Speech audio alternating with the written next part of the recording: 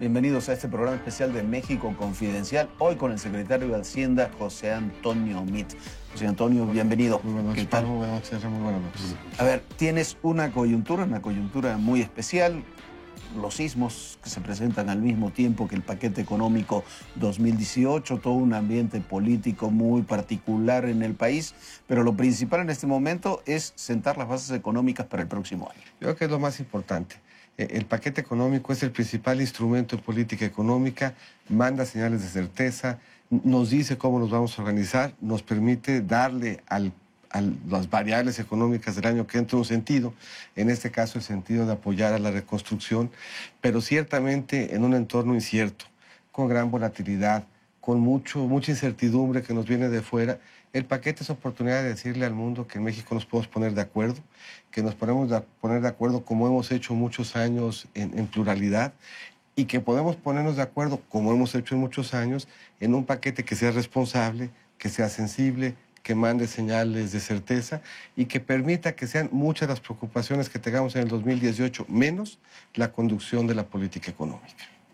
Hay una preocupación extendida porque tienden a complicarse, entran en una fase difícil las negociaciones del Tratado de Libre Comercio y eso se está resintiendo, por lo menos en la paridad cambiaria, en el peso. ¿Hasta cuándo va a durar esta inestabilidad y hasta dónde puede llegar la depreciación del peso? Mira, se juntan dos fenómenos al mismo tiempo, unos que tienen que ver con México, la parte del tratado, y uno segundo que tiene que ver con una normalización más acelerada de lo que se preveía hasta hace algunas semanas de la política monetaria en Estados Unidos. Los mercados, o conforme damos seguimiento a los mercados, puede uno inferir cuál es la probabilidad que se le asigna a que la Fed suba las tasas de interés antes de que termine el año. Hasta hace 2 o 3 semanas, esa probabilidad se estimaba como en 30%. Después de unas declaraciones de la cabeza de la Fed, de Janet Yellen, esa probabilidad subió casi al 70%. Cuando sube la tasa de interés, o cuando se piensa que la tasa de interés en Estados Unidos va a subir, en general hay un movimiento que aleja el capital de los países emergentes y los regresa a Estados Unidos. En el peso hoy vemos los dos efectos. Vemos un efecto que compartimos con las monedas emergentes, que por cierto explica el grueso del movimiento. Si uno revisa de 3 o 4 semanas para acá, prácticamente todas las monedas de todos los países emergentes en común tuvieron que se devaluaron frente al dólar. Pero la peor fue la nuestra, ¿eh? Sí. Y eso se explica por el tema específico de la preocupación del tratado. Nosotros seguimos pensando que el escenario central es que la negociación del tratado va a salir bien, que vamos a podernos poner de acuerdo en un marco que le siga dando ritmo a la integración entre 3 economías tan importantes en el mundo y la región norteamericana en su conjunto. Es natural que las negociaciones se genere nerviosismo, es natural incluso que antes de que se ponga uno de acuerdo, empiecen a aflorar los temas en donde tenemos desacuerdo. Y esa incertidumbre efectivamente se traslada en el tipo de cambio. Y respecto de esa, lo que nosotros podemos hacer hoy es no añadirle a la preocupación que hoy se tiene de la política monetaria y del tratado una preocupación adicional con el paquete. Lo que podemos hacer es esa variable, la del paquete económico que es tan importante, que abone en generar certidumbre. Respecto de esas sí hay algo que podemos hacer. Respecto de las demás, lo que podemos hacer es, como hoy lo hace México, un equipo negociador talentoso, bien liderado por una gente que conoce muy bien de negociaciones comerciales como es Ildefonso Guajardo. Estamos en muy buenas manos, haciendo bien nuestro trabajo, siendo constructivos y buscando alcanzar un buen acuerdo. Pero eso depende de las voluntades de los negociadores de los 3 países. A ver, permíteme regresar al tema del presupuesto. Dicen que el presupuesto es política concentrada, ¿no? Y se ha hablado también de la necesidad de un presupuesto que contemple en forma central la reconstrucción, y la reconstrucción no es sencilla. Estamos hablando de cientos de miles de viviendas, estamos hablando de cientos de miles de puestos de trabajo, de escuelas, de hospitales. Hay que mover el presupuesto respecto al paquete económico que se presentó. ¿Hay bases para sacar rápido esos acuerdos? Mira, yo creo que sí. No va a ser la primera vez que enfrentemos una contingencia con un presupuesto abierto, ni va a ser la primera vez que tengamos que ajustarlo para acomodarnos a una coyuntura específica. ¿Qué tanto hay que ajustar el presupuesto para la reconstrucción? Tenemos todavía tiempo para tener una información más fina. de cuáles son los daños y cuál el impacto que eso tendría en términos de los recursos que va a demandar a través del Fonden.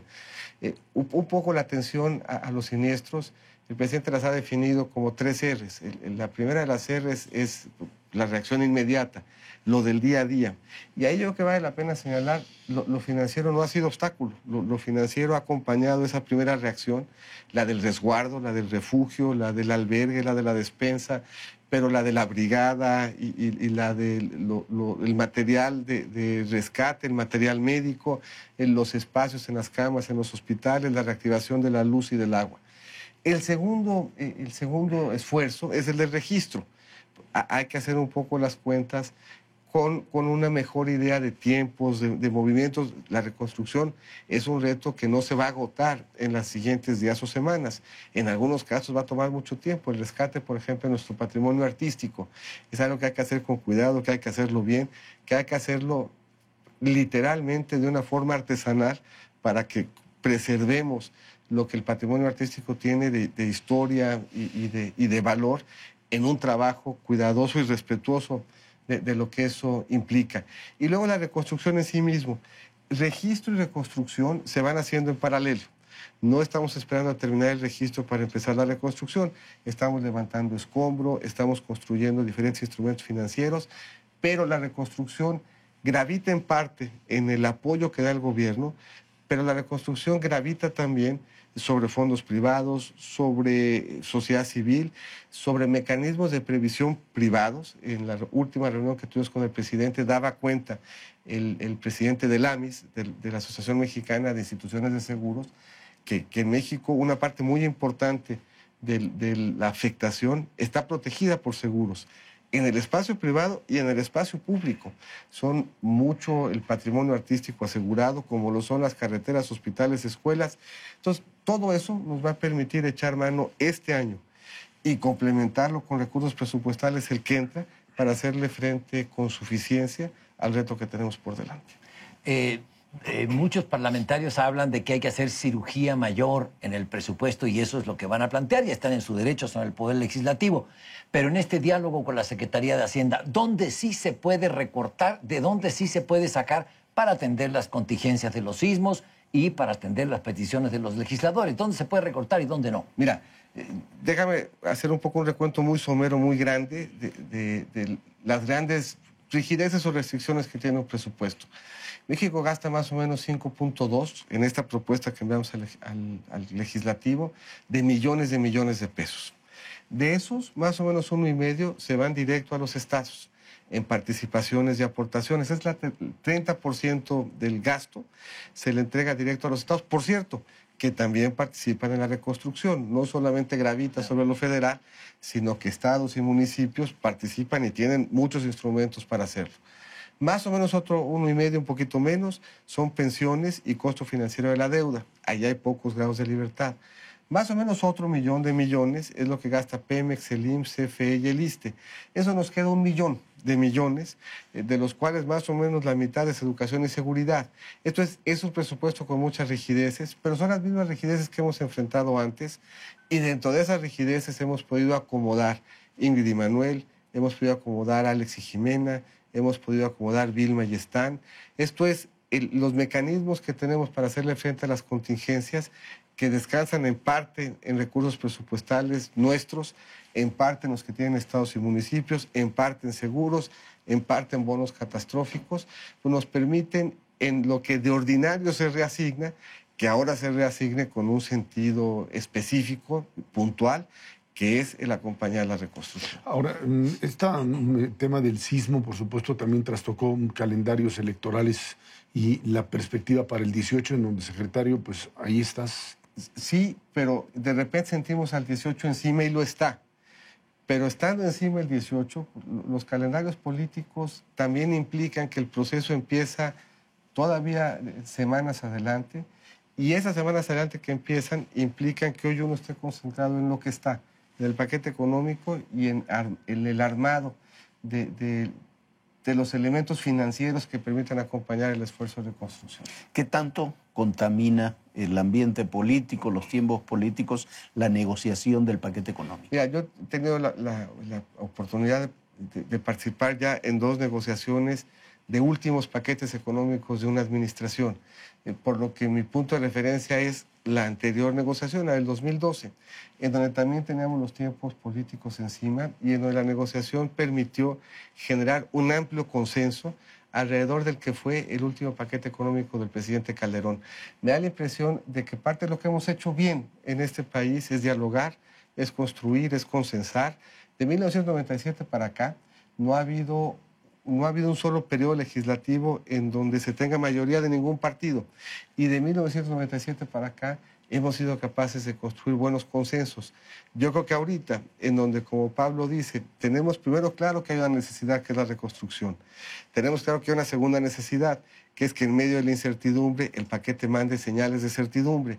Sí pareciera que debiéramos de ser capaces todos de anteponer lo que es bueno para el país para construir de nueva cuenta un consenso amplio alrededor de un paquete económico que es responsable, que tiene sensibilidad social, que manda señales de certidumbre en lo tributario y que tiene posibilidad de acompañar el esfuerzo de la reconstrucción. Y finalmente, de mi parte, las elecciones, más allá del paquete presupuestal, mandan una señal de incertidumbre. Incertidumbre a los mercados, a la población. Sí. Es una incertidumbre por sí misma. ¿Cómo evitarla?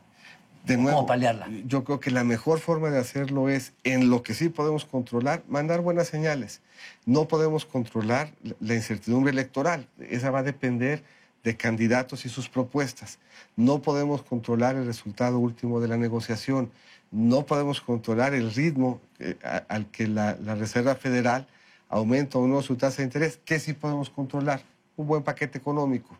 Eso es un poco a lo que la Secretaría ha convocado, a que reconozcamos, primero, que el paquete necesita apoyar a la reconstrucción y segundo, que tiene que hacerlo respetando la trayectoria de consolidación fiscal, respetando las restricciones que tiene la propia construcción del presupuesto y reconociendo que lo que los mexicanos están esperando de nosotros, Ejecutivo y Legislativo, es que en esta cooperación de poderes seamos capaces de mandar certidumbre, de ser responsables, de no legar el costo de la reconstrucción a otras generaciones y de hacerlo de forma tal que no abonemos a un entorno de por sí incierto y difícil. José Antonio, muchísimas gracias por acompañarnos. Pablo, todos ustedes, muy buenas noches. Gracias.